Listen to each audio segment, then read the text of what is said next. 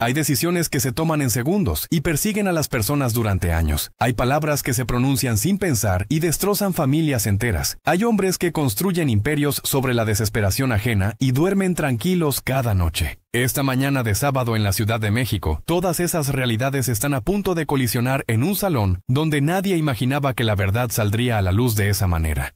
El padre Luis Toro llega al Centro Pastoral San Agustín poco después de las 8 de la mañana. Viene desde Venezuela, invitado por la arquidiócesis para participar en un debate sobre interpretaciones bíblicas contemporáneas. Ha viajado miles de kilómetros, ha dormido apenas 4 horas en un hotel cerca del Zócalo, y ahora camina por los pasillos del centro pastoral con su maletín negro que contiene su Biblia, algunas notas y una botella de agua. No trae expectativas extraordinarias.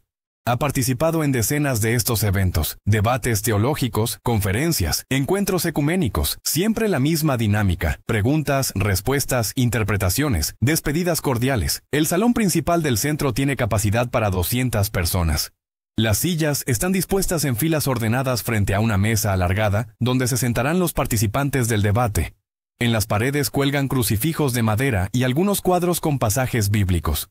Las ventanas están abiertas y entra el aire fresco de la mañana capitalina. El padre observa el espacio mientras un joven seminarista le ofrece café. Acepta. El café está caliente y amargo, como le gusta. A las 8:30 comienza a llegar gente. El padre nota algo extraño de inmediato. No son las personas que habitualmente asisten a estos eventos.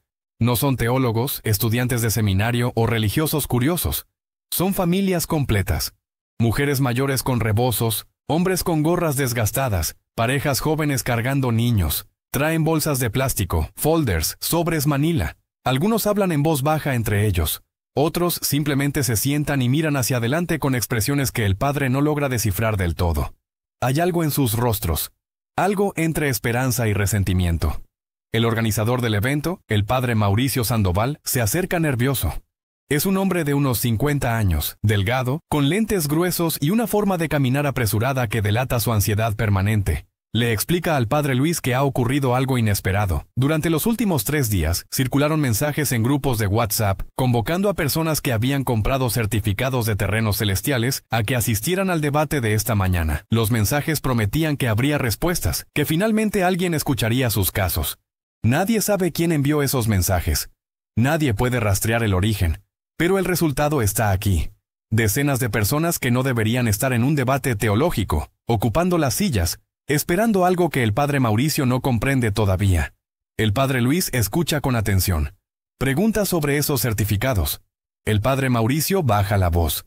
Le cuenta que hace aproximadamente 3 años, un pastor evangélico llamado Ezequiel Salazar fundó una iglesia en la delegación Iztapalapa. La iglesia creció rápidamente. Miles de fieles. Cultos masivos, transmisiones por internet. Pero lo que realmente hizo crecer su influencia fue un programa que llamó Herencia Celestial. Vendía certificados de propiedad en el cielo, documentos oficiales, con sellos, firmas, mapas ilustrados. Las personas pagaban desde 5,000 hasta 200,000 pesos por asegurar su lugar en el paraíso. Compraban terrenos para ellos, para sus hijos, para familiares fallecidos.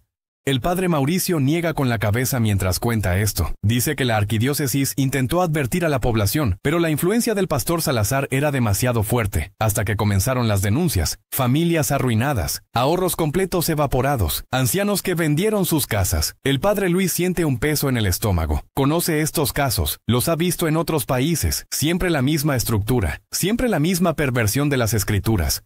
Siempre las mismas víctimas. Los más vulnerables, los más desesperados por asegurar algo más allá de esta vida difícil. A las 9 de la mañana, el salón está completamente lleno. Hay personas de pie en los costados. El ambiente es tenso. El padre Mauricio sube al estrado y da la bienvenida. Explica brevemente el formato del debate.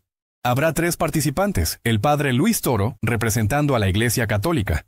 El pastor Ezequiel Salazar, líder de la Iglesia Cristiana Herencia Celestial. Y la doctora Sofía Mendoza, teóloga laica especializada en estudios bíblicos. El tema central es interpretaciones contemporáneas de las promesas de salvación. El padre Mauricio pide respeto y orden. Su voz tiembla ligeramente al hablar. El pastor Ezequiel Salazar entra al salón como si fuera dueño del espacio. Es un hombre de 42 años, alto, robusto, con el cabello peinado hacia atrás con gel. Viste un traje gris oscuro impecable, camisa blanca, corbata azul brillante. Lleva una Biblia enorme bajo el brazo, de esas con tapas de cuero grabado y cantos dorados. Camina sonriendo, saludando con la mano a algunas personas del público. Hay quienes le devuelven el saludo.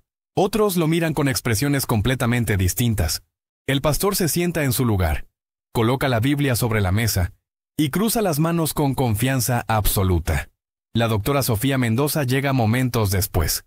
Es una mujer de unos 35 años, seria, con el cabello recogido en una cola simple. Trae un portafolio lleno de libros y papeles. Se sienta sin hacer contacto visual con nadie y comienza a organizar sus notas. El debate comienza con generalidades.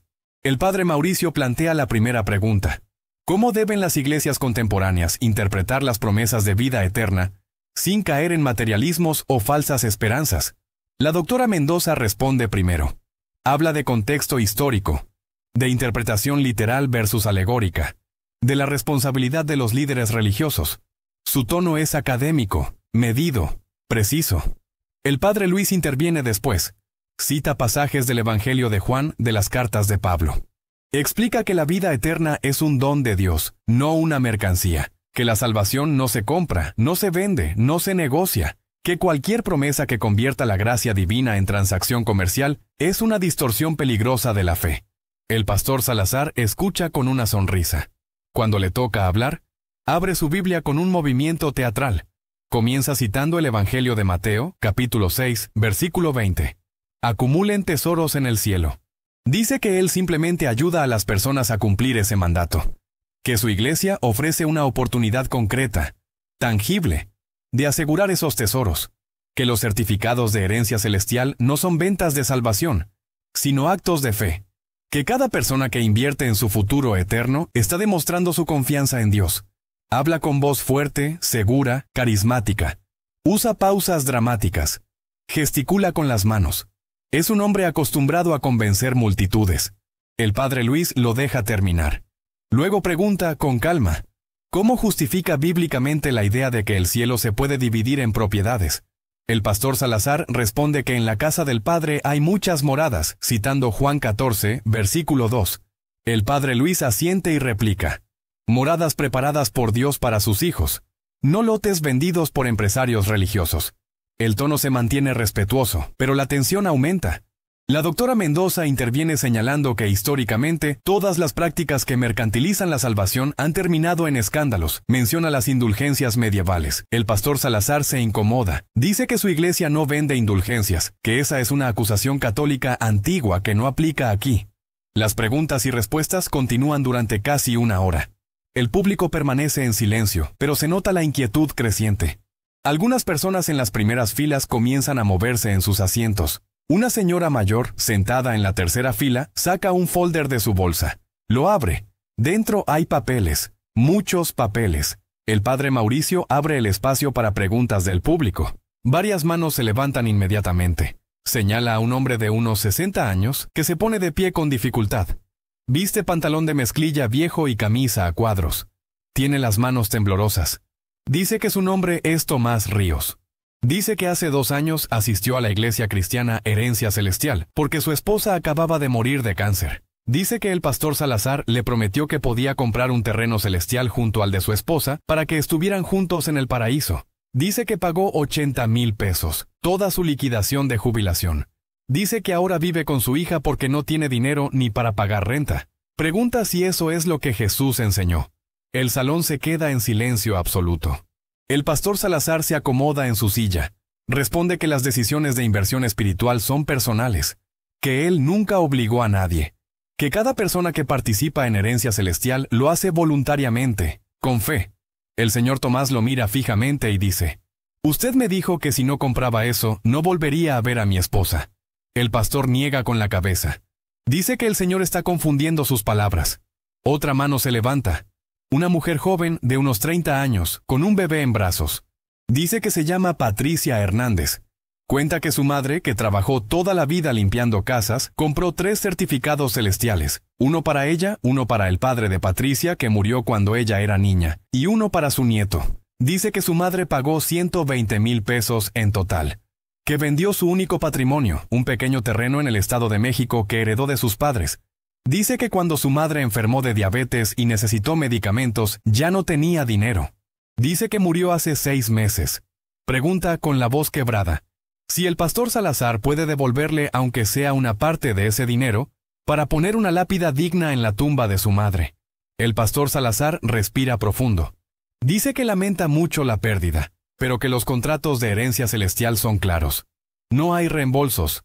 Son transacciones espirituales, no comerciales. La doctora Mendoza lo interrumpe bruscamente.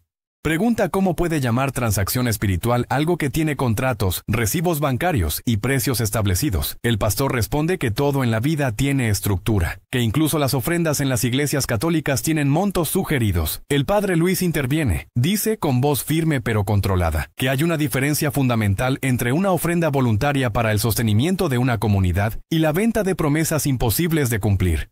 Dice que nadie en la iglesia católica cobra por la salvación, que los sacramentos son gratuitos, que la fe no tiene precio. Mira directamente al pastor Salazar y pregunta, ¿cuánto dinero ha recaudado su iglesia con estos certificados?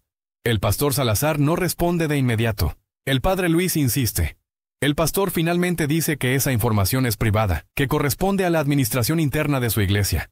La doctora Mendoza saca un documento de su portafolio. Dice que según investigaciones periodísticas publicadas hace 3 meses, la Iglesia Cristiana Herencia Celestial ha vendido más de 4,000 certificados en los últimos 3 años, que el precio promedio es de 50,000 pesos, que eso representa más de 200 millones de pesos. El pastor Salazar se pone rojo. Dice que esos números son especulativos, que no tienen fundamento. Una voz desde el fondo del salón grita, «Yo tengo mi recibo aquí». Otra voz, «Yo también». Otra más, aquí están mis papeles. De pronto, decenas de personas comienzan a levantar documentos, folders, sobres, hojas sueltas. El padre Mauricio intenta calmar la situación, pero la energía del salón ha cambiado completamente. Ya no es un debate teológico. Es otra cosa, algo más visceral, más urgente. Una señora de unos 70 años se levanta desde la 5ª fila. Se llama Guadalupe Vargas. Camina hacia el frente con pasos lentos pero decididos. Lleva un sobre manila. Lo pone sobre la mesa frente al pastor Salazar. Dice, aquí está mi certificado. Número 1832. Parcela en el sector norte del Paraíso, lote 15, subsección B. Pagué 65,000 pesos. Dice que trabajó 30 años como empleada doméstica. Que ese dinero era para sus últimos años de vida. Que creyó en las palabras del pastor porque él le dijo que Dios se lo pedía. Que ahora no tiene nada. Pregunta, mirándolo a los ojos. ¿Dónde está mi terreno? ¿Puede mostrarme dónde está? El pastor Salazar se levanta de su silla. Dice que esto se ha salido de control, que el debate era sobre teología, no sobre asuntos administrativos de su iglesia. Dice que todas estas personas firmaron contratos voluntariamente, que leyeron los términos, que nadie los forzó. La señora Guadalupe saca otro papel del sobre. Es una hoja con un dibujo. Un mapa ilustrado del cielo, con divisiones, con nombres de sectores, con una X marcando su parcela. Dice, esto es lo que usted me vendió. Un dibujo, una fantasía, una mentira. El padre Luis observa el documento. Lo toma con cuidado. Es increíblemente detallado. Tiene logotipos, tiene sellos oficiales falsos, tiene hasta un código de barras. Está impreso en papel grueso, casi como pergamino. Tiene una calidad de producción que evidentemente costó dinero. Mucho dinero. El padre mira al pastor Salazar y pregunta, ¿quién diseñó esto? ¿Quién fabricó estos certificados? El pastor no responde. Más personas comienzan a acercarse al frente. Un hombre de unos 40 años pone su certificado sobre la mesa. Número 2291. 80,000 pesos. Una pareja mayor coloca el suyo. Número 743. 90,000 pesos. Una mujer joven, llorando, pone 3 certificados juntos. Para ella, su esposo y su hijo pequeño. 150,000 pesos en total. Los ahorros completos de su familia. Los documentos se acumulan sobre la mesa. Es una montaña de papeles, de promesas impresas, de esperanzas vendidas. La doctora Mendoza toma algunos certificados y los examina. Dice que todos tienen el mismo formato, la misma estructura, el mismo tipo de lenguaje legal falso. Dice que esto no es un error de interpretación bíblica. Esto es fraude sistemático. El pastor Salazar golpea la mesa con la mano. Dice que no tiene que tolerar estas acusaciones, que él es un siervo de Dios, que su iglesia está registrada legalmente, que todo lo que hace está dentro de la ley. El padre Luis le pregunta qué ley permite vender propiedades que no existen. El pastor responde que la fe no necesita evidencia física, que el cielo es real aunque no se pueda medir. El padre Luis replica, exactamente, el cielo es real, pero los metros cuadrados de cielo no se venden. Las parcelas del paraíso no tienen precio. Y ningún ser humano tiene la autoridad de dividir la gloria de Dios en lotes comerciales. Un hombre desde el público grita, él tiene casas, 3 casas. Yo trabajé en la construcción de una de ellas. El pastor Salazar lo mira con furia. El hombre continúa, una en Las Lomas, una en Cuernavaca, una en Cancún. ¿De dónde sacó el dinero? Otro hombre interviene. Yo le vendí un coche el año pasado, un Mercedes. Pagó en efectivo, 500,000 pesos. Efectivo. La información comienza a fluir desde diferentes puntos del salón. Alguien menciona que la esposa del pastor usa ropa de diseñador. Alguien más dice que sus hijos estudian en escuelas privadas carísimas. Alguien cuenta que lo vio en un restaurante de lujo en Polanco, pagando una cuenta de 20,000 pesos sin pestañear. El pastor Salazar está de pie, con las manos apoyadas en la mesa. Su rostro ha perdido la confianza inicial. Dice que su éxito económico es bendición de Dios. Que Dios prospera a sus siervos fieles. Que no tiene nada de malo vivir bien cuando se trabaja para el Señor. El padre Luis lo mira con algo que parece tristeza más que enojo. Dice, ¿trabajar para el Señor? ¿O trabajar con el nombre del Señor? Hay una diferencia. Una diferencia que cuesta 200 millones de pesos y la dignidad de miles de personas. El padre Mauricio intenta retomar el control. Pide calma. Dice que este no es el lugar para resolver estos conflictos. Que hay instancias legales, que hay autoridades, pero la señora Guadalupe Vargas, que sigue de pie frente a la mesa, dice con voz clara, ya fuimos a las autoridades, nos dijeron que es difícil probar fraude en asuntos religiosos, que la gente dio su dinero voluntariamente, que firmamos papeles, que no hay delito, dice que por eso están aquí, porque necesitan que alguien con autoridad moral diga la verdad, que alguien explique que esto está mal, que alguien los escuche. El padre Luis se levanta de su silla, camina alrededor de la mesa. Se para frente a los certificados acumulados. Los toca con las manos. Siente el peso del papel, la textura del engaño materializado. Dice, hablando al salón completo, la Biblia nos advierte repetidamente contra los falsos profetas, contra aquellos que usan el nombre de Dios para su propio beneficio. En Mateo 7, versículo 15, Jesús dice, cuídense de los falsos profetas, que vienen a ustedes disfrazados de ovejas, pero por dentro son lobos rapaces. En 2 de Pedro 2, versículo 3, se nos dice, en su avaricia los explotarán con palabras engañosas. Estas advertencias no son teóricas, son reales, son para momentos exactamente como este. El pastor Salazar intenta interrumpir, pero el padre Luis continúa.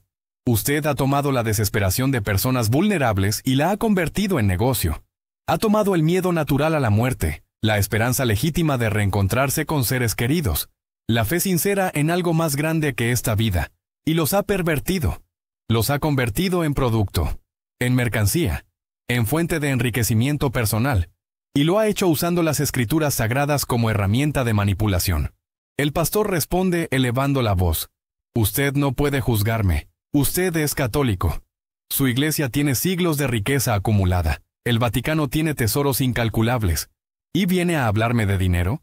El padre Luis no se inmuta. Responde, la Iglesia Católica tiene errores históricos que ha reconocido y por los cuales ha pedido perdón. Pero hay una diferencia fundamental. Los tesoros del Vaticano son arte, historia, patrimonio de la humanidad. No se construyeron vendiendo falsas promesas a personas pobres. Y más importante aún, ningún sacerdote católico se ha enriquecido personalmente vendiendo la salvación. Yo no tengo 3 casas. No manejo un Mercedes. No ceno en restaurantes de lujo con el dinero de ancianos desesperados. El silencio que sigue es denso. Algunas personas en el público comienzan a aplaudir. Otros lloran. El pastor Salazar mira alrededor. Su lenguaje corporal ha cambiado completamente. Ya no es el hombre seguro que entró hace 2 horas. Dice con voz menos firme. Todo esto está siendo grabado. Van a pagar por difamación. El padre Mauricio responde que efectivamente todo está siendo documentado, pero no para proteger al pastor, sino para proteger la verdad. Una mujer desde el público pregunta qué pueden hacer ahora. ¿Cómo recuperan su dinero? El padre Luis responde con honestidad. Legalmente será difícil. Los contratos que firmaron, aunque moralmente repugnantes, probablemente tengan validez legal suficiente para complicar demandas, pero dice que hay algo más importante que el dinero. Hay dignidad, hay verdad, hay la certeza de que Dios no vende su amor, que el cielo no se compra, que la salvación es gracia, no transacción. El pastor Salazar recoge su Biblia de la mesa. Sus manos tiemblan ligeramente. Dice que no tiene por qué quedarse a escuchar estas difamaciones, que su abogado se encargará de todo esto, que su iglesia tiene miles de fieles que lo respaldan, que esto es una campaña orquestada por la Iglesia Católica para destruir su ministerio. La doctora Mendoza lo detiene con una pregunta simple.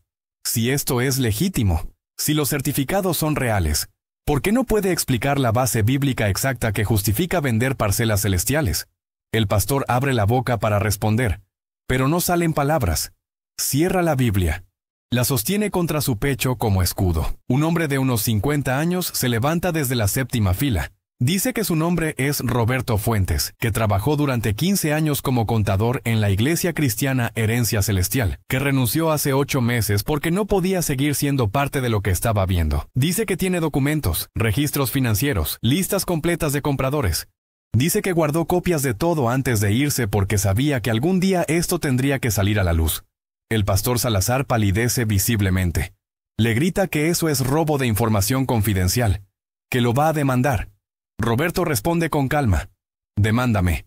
Pero los números no mienten. 237 millones de pesos en 3 años. 4.822 certificados vendidos. Y de todo ese dinero, exactamente 0 pesos fueron a obras de caridad. 0 pesos a ayuda comunitaria. Todo fue a cuentas personales, propiedades, inversiones. El padre Mauricio pide a Roberto que se acerque. Roberto camina hacia el frente con una mochila, la abre y saca una carpeta gruesa. Dentro hay hojas y hojas de registros. Los coloca sobre la mesa junto a los certificados. Dice, aquí está todo. Cada venta, cada depósito, cada transferencia. El pastor Salazar intenta tomar los documentos, pero la doctora Mendoza los aparta. Ella comienza a revisarlos rápidamente. Su expresión se endurece con cada página. Dice, esto es sistemático. Hay estructura, hay planificación. No es un error teológico. Es arquitectura de fraude. Una voz desde el público pregunta si pueden llamar a la policía. Otra voz dice que la policía ya lo sabe, que ya hubo denuncias, que no pasó nada. Roberto explica que el problema es la naturaleza del delito. Técnicamente las personas compraron un producto. Recibieron documentos a cambio de su dinero. Que el producto no tenga valor real es difícil de probar legalmente cuando se trata de promesas espirituales. Es la misma razón por la que muchas estafas religiosas prosperan. La línea entre fe y fraude es borrosa ante la ley. El padre Luis toma uno de los documentos financieros. Ve nombres, cantidades, fechas. Ve la historia completa de cómo se construyó un imperio sobre la vulnerabilidad. Ve transferencias mensuales a cuentas en el extranjero. Ve compras de propiedades registradas a nombre de familiares del pastor. Ve un sistema diseñado no para evitar impuestos simplemente, sino para ocultar la magnitud real del enriquecimiento. Dice, esto no es ministerio. Esto es empresa criminal disfrazada de iglesia. El pastor Salazar finalmente explota. Grita que todos en ese salón son hipócritas, que la Iglesia Católica lleva siglos pidiendo diezmos, que todas las religiones piden dinero, que él simplemente ofreció algo concreto a cambio, que la gente quería certeza y él se la dio. Que no es su culpa que sean tan ingenuos de creer que podía entregarles papeles celestiales reales, que cualquiera con 2 dedos de frente sabría que es simbólico. El salón entero reacciona. Hay gritos de indignación. El pastor acaba de admitir, sin darse cuenta, que sabía exactamente lo que estaba haciendo, que conscientemente vendió algo que sabía que no existía. La señora Guadalupe Vargas se acerca más al pastor. Lo mira directamente. Dice, yo no soy ingenua. Soy una mujer que trabajó toda su vida honradamente. Una mujer que creyó en un hombre que hablaba en nombre de Dios. Usted subía al púlpito cada domingo y decía que Dios le había revelado este sistema, que era voluntad divina, que quien no participara estaba rechazando la bendición de Dios. Así me lo dijo. Así se lo dijo a cientos de personas, y ahora dice que nosotros somos ingenuos por creerle.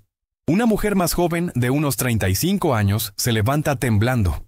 Dice que su padre, que era albañil, compró certificados para toda la familia. 7 certificados, 180,000 pesos. Dice que su padre trabajó en construcción durante 30 años, bajo el sol, cargando bultos de cemento, lastimándose la espalda, que ese dinero representaba su retiro, su seguridad, su dignidad después de décadas de trabajo duro. Dice que cuando su padre se dio cuenta de que había sido engañado, entró en depresión, que dejó de comer, que perdió la voluntad de vivir, que murió hace 4 meses no de enfermedad, sino de vergüenza, de sentirse tonto, de sentir que había fallado a su familia. Pregunta con lágrimas corriendo por su rostro: ¿cuánto vale eso en su sistema de precios? ¿Cuánto vale la vida de mi padre? El pastor Salazar retrocede un paso. Dice que lamenta mucho esas tragedias, pero que él no es responsable de las decisiones de otras personas, que cada quien es libre de hacer lo que quiera con su dinero. El padre Luis interviene con voz firme.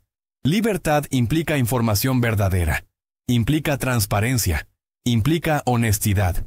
Usted no dio ninguna de esas cosas. Dio esperanza falsa envuelta en lenguaje bíblico. Dio certezas imposibles. Dio documentos diseñados profesionalmente para parecer legítimos. Eso no es libertad. Es manipulación calculada. Roberto, el excontador, saca más papeles de su mochila. Dice que hay algo más que la gente debe saber. Que el pastor Salazar no trabaja solo, que hay una red, que hay otras iglesias en Guadalajara, en Monterrey, en Puebla, vendiendo productos similares, certificados de ángeles guardianes, licencias de protección divina, pólizas de seguro celestial, todos con la misma estructura, todos conectados al mismo sistema financiero.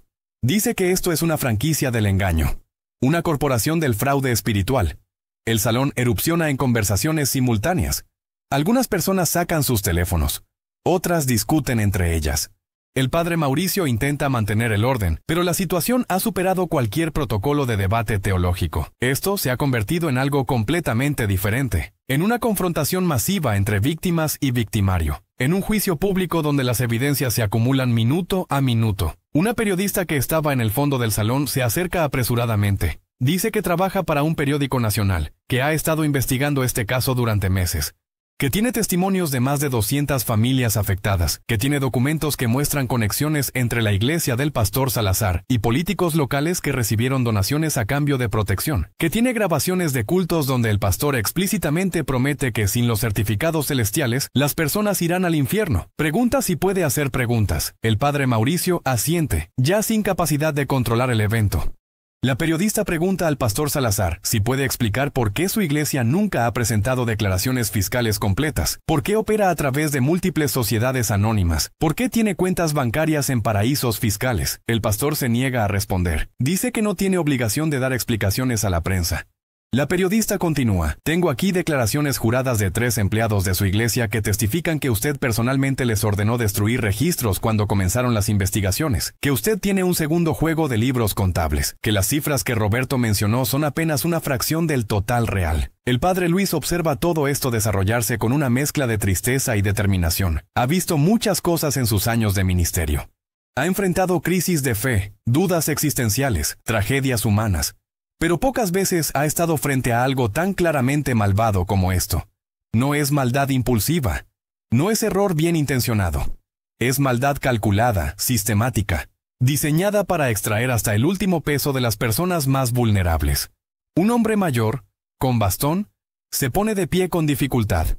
Dice que tiene 82 años, que es viudo, que su única compañía es su nieta de 15 años, quien vive con él porque sus padres murieron en un accidente. Dice que compró 2 certificados, uno para él y uno para su nieta, que pagó todo lo que tenía ahorrado. 70,000 pesos. Dice que pensó que estaba asegurando el futuro eterno de la niña, que si algo le pasaba a él, al menos ella tendría su lugar en el cielo garantizado. Dice que ahora no tiene dinero para la preparatoria de la niña, que ella va a tener que dejar la escuela, que el futuro real de la niña fue sacrificado por un futuro imaginario que nunca existió. La doctora Mendoza toma la palabra. Habla con voz controlada pero intensa. Dice que lo que está documentado aquí esta mañana no es simplemente un caso de mal gusto teológico. No es una diferencia de interpretación bíblica. Es abuso espiritual en su forma más pura. Es la explotación sistemática de la necesidad humana de trascendencia.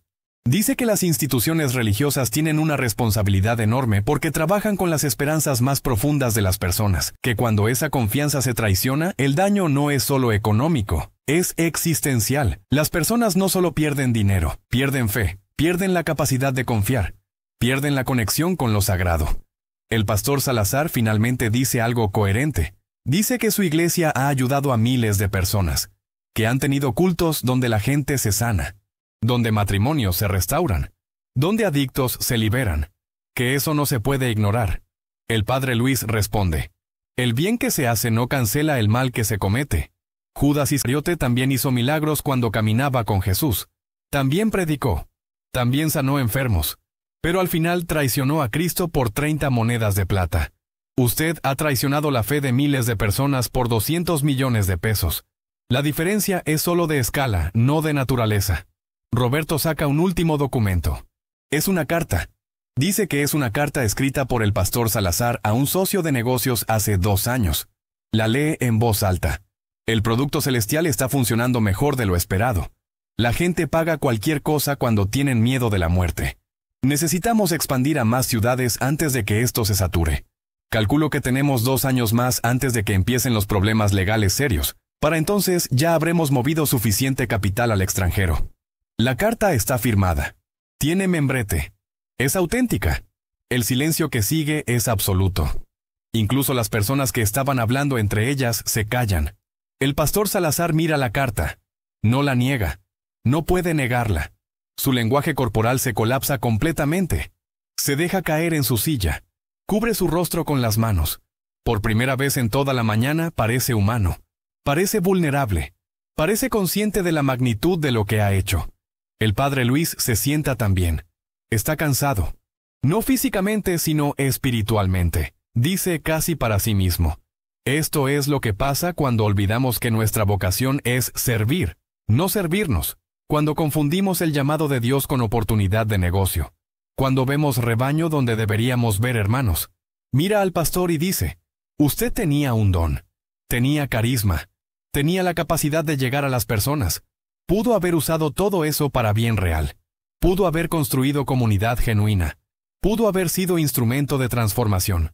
En cambio, eligió el camino más fácil y más destructivo. Eligió el dinero. La señora Guadalupe Vargas recoge su certificado de la mesa. Lo mira una última vez. Luego lo rompe en pedazos lentamente, deliberadamente. Dice, este papel no vale nada, nunca valió nada, pero yo sí valgo. Mi vida vale, mi trabajo vale, mi fe vale, y nadie me va a quitar eso. Otras personas comienzan a hacer lo mismo. Toman sus certificados y los rompen. Los pedazos de papel caen al suelo como confeti triste. Es un acto simbólico de liberación, de rechazo, de recuperación de dignidad. El padre Mauricio finalmente habla. Dice que este evento terminará aquí, pero que las consecuencias están apenas comenzando, que la arquidiócesis presentará toda esta información ante las autoridades correspondientes, que se buscará justicia legal, aunque sea difícil, que se ofrecerá apoyo pastoral a todas las víctimas, que ninguna persona que haya sido engañada estará sola en esto. El padre Luis añade que él personalmente se asegurará de que esta historia se conozca, que hablará en medios, que usará sus plataformas para advertir a otros, que el silencio frente al abuso es complicidad. La periodista toma fotografías de los documentos, graba testimonios. Dice que su artículo saldrá publicado mañana, que será extenso, que incluirá todo lo documentado esta mañana. El pastor Salazar se levanta sin decir palabra. Intenta caminar hacia la salida. Varias personas se interponen. No con violencia, simplemente bloqueando su camino, exigiendo que se quede, que enfrente lo que ha hecho. El pastor mira alrededor buscando escape. No hay ninguno. Está rodeado por las consecuencias de sus actos materializadas en rostros humanos. Un hombre joven, de unos 25 años, se acerca al pastor. Dice que él era miembro activo de la iglesia, que creía genuinamente en el ministerio, que defendía al pastor cuando otros lo criticaban, que reclutó a su propia familia para comprar certificados. Dice, yo confié en usted. Le di mi fe, le di mi lealtad, y ahora tengo que vivir sabiendo que ayudé a engañar a mi propia madre. ¿Cómo vivo con eso? El pastor no responde. No puede responder. El padre Luis se acerca al joven, le pone una mano en el hombro. Le dice que la culpa no es suya, que él también fue víctima, que reconocer el engaño ya es un paso hacia la sanación, que la fe verdadera sobrevive incluso a los peores abusos de quienes dicen representarla. El joven llora. El padre lo abraza. No es un gesto teatral. Es simple humanidad. La doctora Mendoza habla con varios grupos de víctimas. Toma notas. Dice que conoce abogados especializados en casos de fraude religioso. Que aunque es difícil, no es imposible. Que hay precedentes. Que la carta leída por Roberto es evidencia crucial porque demuestra intención clara de engañar. Que eso cambia todo legalmente. Las personas empiezan a tomar sus datos de contacto. Hay una sensación de que algo cambió esta mañana, que la verdad salió, que el poder del silencio se rompió. Roberto habla con la periodista. Le entrega copias de todos los documentos financieros. Dice que está dispuesto a testificar en cualquier proceso legal. Que sabe que podría enfrentar consecuencias por haber sacado esa información, pero que no le importa. Que vale la pena. Que hay cosas más importantes que la seguridad personal. La periodista le dice que es valiente. Roberto responde que no es valentía, es responsabilidad. Que estuvo demasiado tiempo callado y eso lo carcomía por dentro. El pastor Salazar finalmente habla. Dice, con voz apenas audible, yo no quería que llegara a esto. Comenzó como algo pequeño.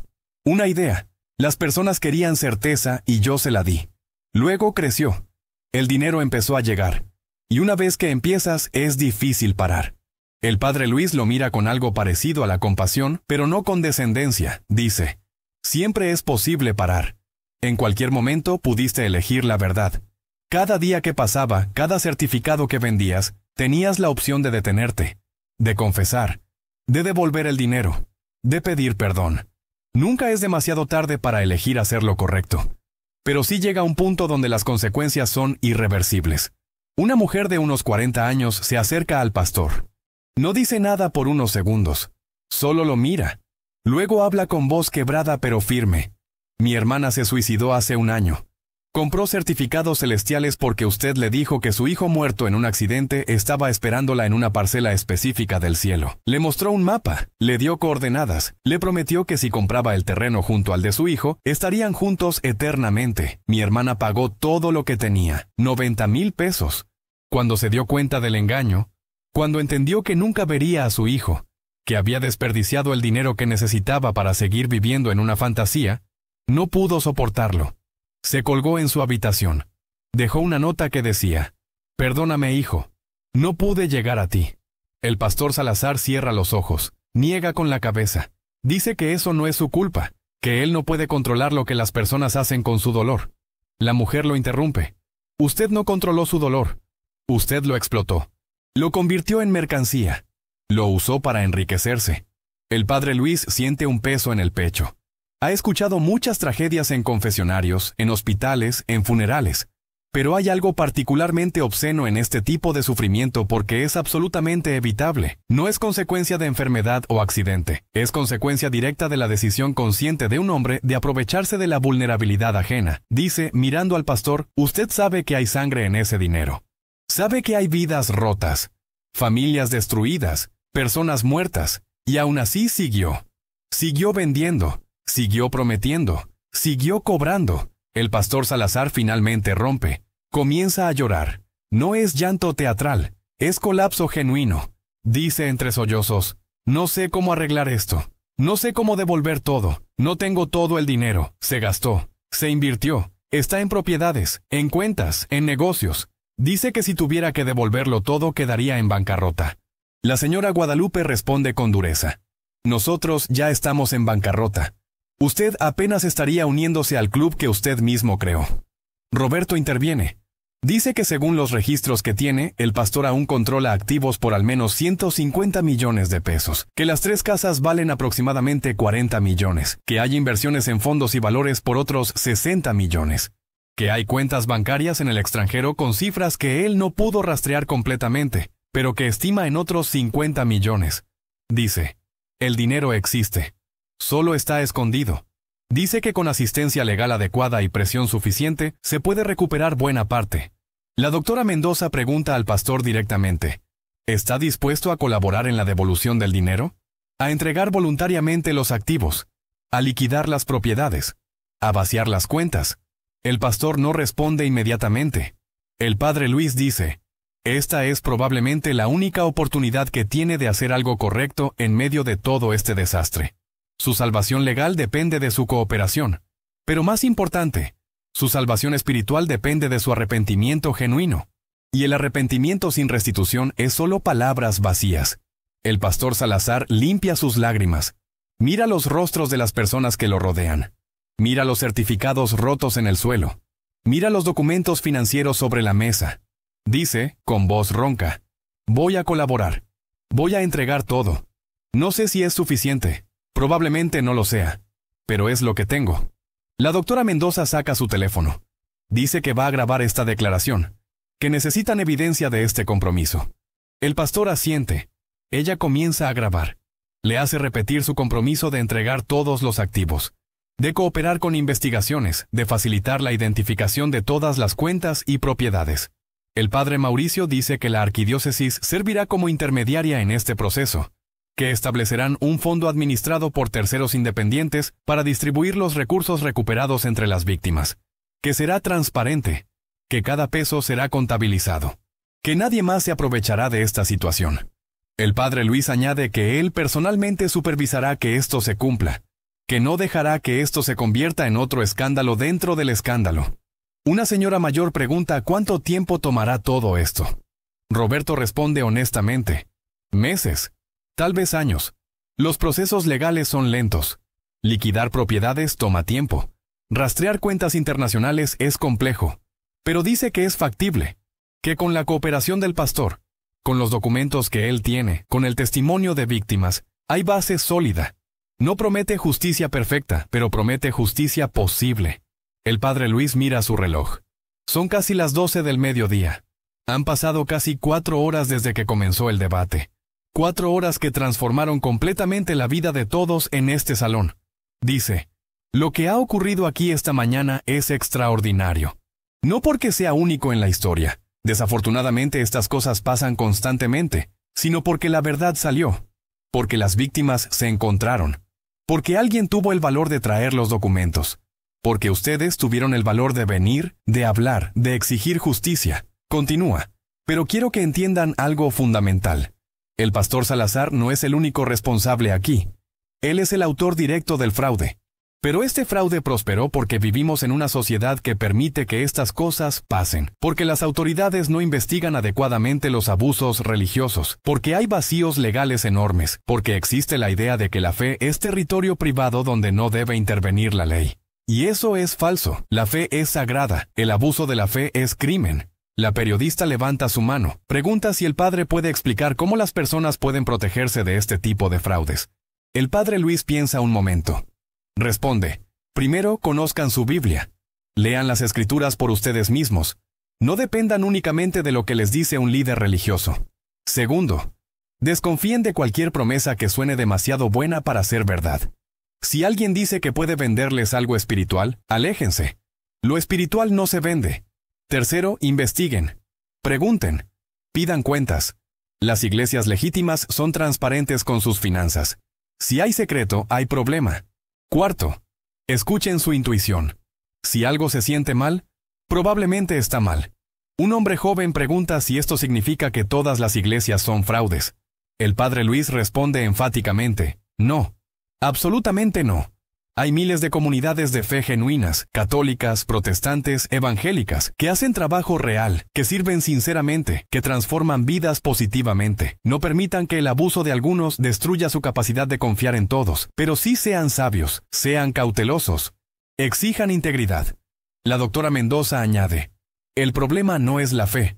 El problema es cuando la fe se institucionaliza sin rendición de cuentas, cuando hay poder sin supervisión, cuando hay dinero sin transparencia. Las estructuras religiosas necesitan los mismos controles que cualquier otra organización que maneja recursos y tiene influencia sobre personas, no porque la fe sea mala, sino precisamente porque es tan importante que merece protección contra quienes la pervierten. El pastor Salazar permanece sentado, con la cabeza baja. Alguien del público pregunta qué pasará con él legalmente. Roberto explica que depende de muchos factores. Si coopera completamente, si facilita la recuperación de fondos, Si testifica contra otros involucrados en la red, probablemente enfrentará cargos menores. Si no coopera, si intenta ocultar activos, si obstaculiza investigaciones, enfrentará consecuencias mucho más severas.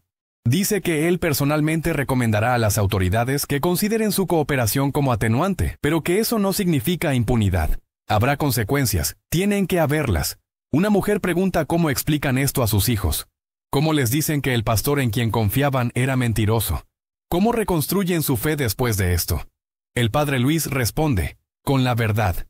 Díganles la verdad, que confiaron en la persona equivocada, que los adultos también cometen errores, que aprendieron algo difícil pero importante. Y luego muéstrenles ejemplos de fe genuina. Llévenlos a comunidades sanas.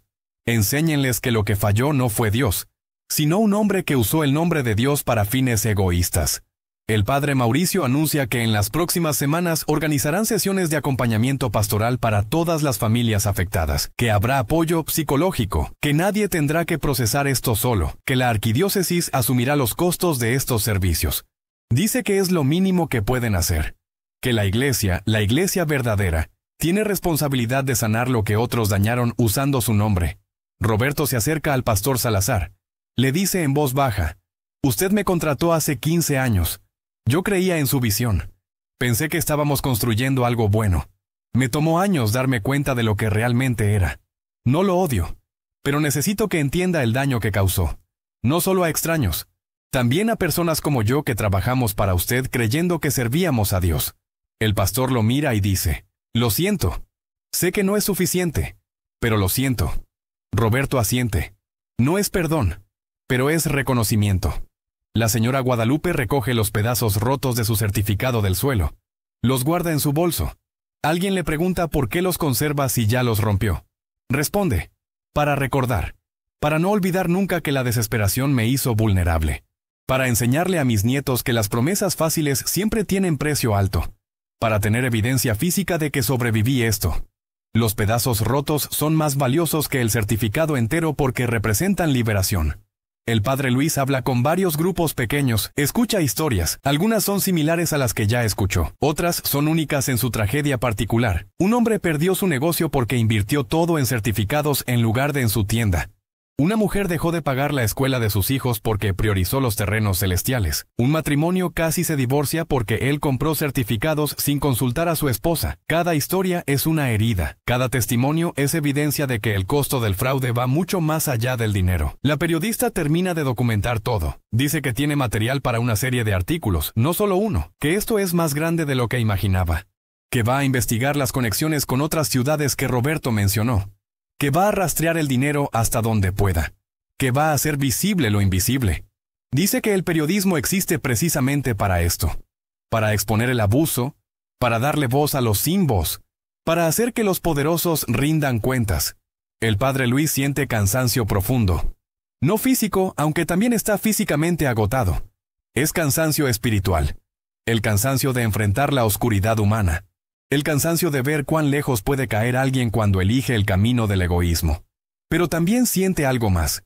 Siente esperanza, porque vio a las víctimas transformarse en sobrevivientes. Vio a personas rotas encontrar fuerza colectiva. Vio la verdad vencer al engaño, al menos en este momento, en este lugar. El pastor Salazar pide hablar. Se pone de pie con dificultad. Dice, sé que no merezco que me escuchen. Sé que nada de lo que diga puede deshacer el daño. Pero necesito decir esto, tienen razón, en todo. Yo sabía lo que estaba haciendo, cada día, cada venta, lo sabía, y lo hice igual. Me convencí de que estaba bien, me dije que les daba esperanza, que les daba consuelo, pero era mentira, me lo decía para poder dormir en la noche. La verdad es que vi una oportunidad y la aproveché, vi vulnerabilidad y la exploté, vi fe y la convertí en producto. Continúa, no espero perdón, no lo merezco. Pero voy a pasar el resto de mi vida intentando reparar algo de esto. No porque eso me redima, probablemente nada me redima, sino porque es lo único que puedo hacer. El silencio que sigue es pesado. Nadie aplaude, nadie responde. Solo hay silencio. Reconocimiento sin absolución. Verdad sin reconciliación fácil. El padre Luis dice, el perdón es proceso largo. No es algo que se da o se niega en un momento. Es algo que se construye con tiempo, con acciones, con transformación genuina. Hoy no es día de perdón. Es día de verdad. El perdón, si llega, vendrá después. Después de restitución, después de justicia, después de cambio real, y tal vez no llegue nunca de algunas personas. Y está bien, el perdón no se puede exigir, solo se puede ofrecer libremente cuando el corazón está listo. La doctora Mendoza pregunta al pastor si está dispuesto a hacer una declaración pública, a admitir públicamente lo que admitió aquí, a advertir a otras personas que podrían estar siendo engañadas por esquemas similares. El pastor asiente. Dice que sí, que lo hará, que es lo menos que puede hacer. La periodista prepara su cámara. El pastor se sienta frente a ella. Habla directamente a la cámara. Confiesa todo. Los certificados falsos, el enriquecimiento personal, la explotación deliberada. Pide a cualquiera que haya comprado estos productos que busque ayuda legal, que no están solos, que hay recursos, que hay justicia posible. El video se subirá a internet en horas. Se volverá viral. Alcanzará a miles de personas que aún no saben que son víctimas. Generará conversaciones en medios nacionales.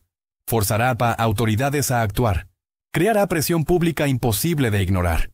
Un hombre que entró esta mañana con confianza absoluta sale expuesto, confesado, despojado de su máscara.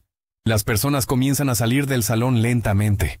Algunos en grupos, hablando entre ellos, intercambiando contactos, formando una red de apoyo mutuo.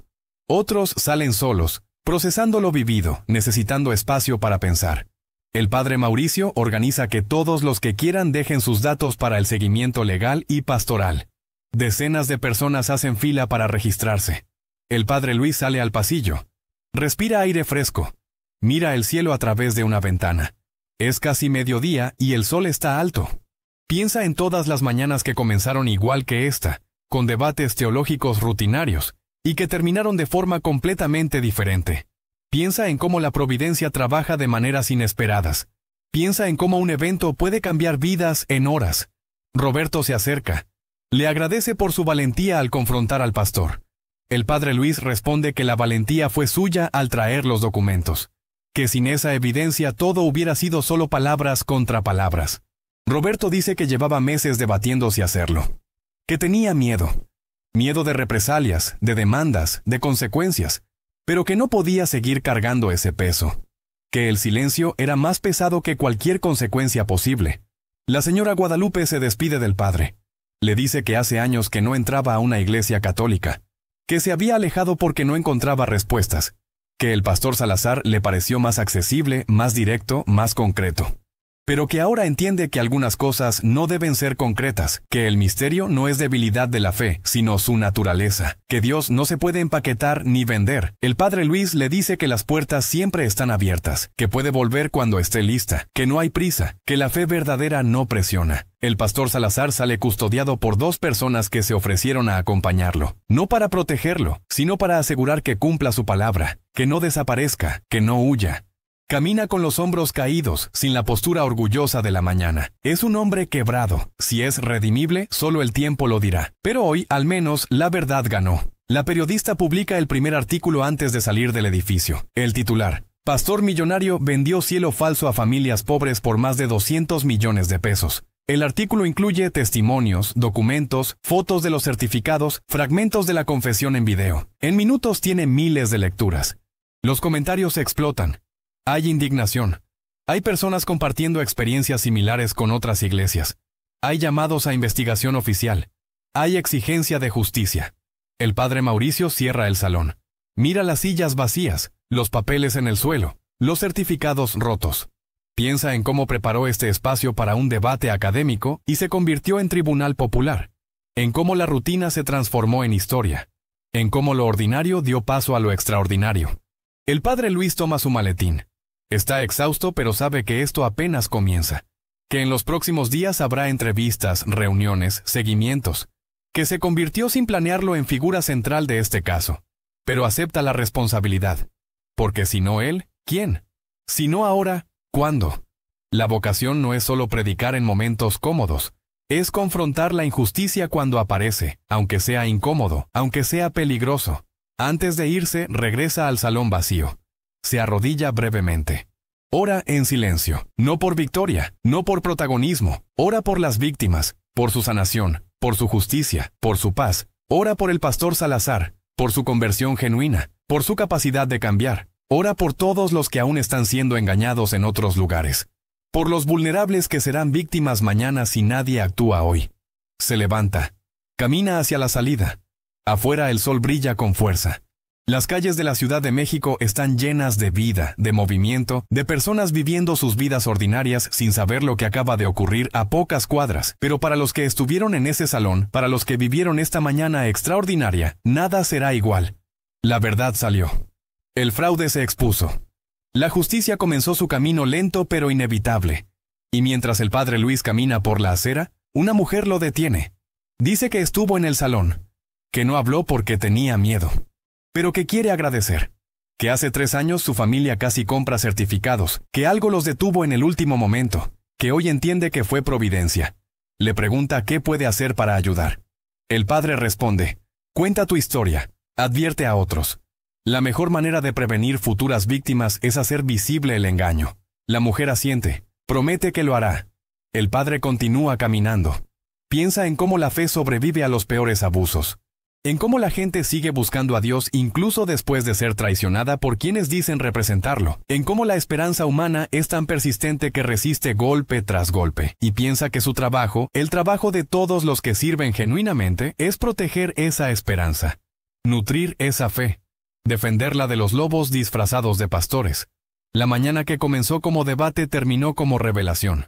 Como catarsis colectiva. Como primer paso hacia justicia largamente postergada. No es final feliz. Hay demasiado daño, demasiado dolor, demasiadas vidas rotas para finales felices fáciles. Pero es comienzo. Es luz entrando a espacios que estuvieron oscuros demasiado tiempo. Es verdad confrontando mentira. Es dignidad recuperándose de humillación. Y mientras el día avanza hacia la tarde, mientras la noticia se esparce, mientras autoridades comienzan a recibir presiones, mientras víctimas empiezan a organizarse, algo fundamental cambió. El silencio se rompió. El miedo se transformó en coraje. La vergüenza dio paso a indignación justificada. Y un pastor que construyó imperios sobre vulnerabilidad ajena aprendió que ningún imperio construido sobre mentiras puede sostenerse para siempre. Tarde o temprano, la verdad emerge. Y cuando lo hace, ninguna riqueza comprada con sufrimiento ajeno puede comprar protección contra las consecuencias.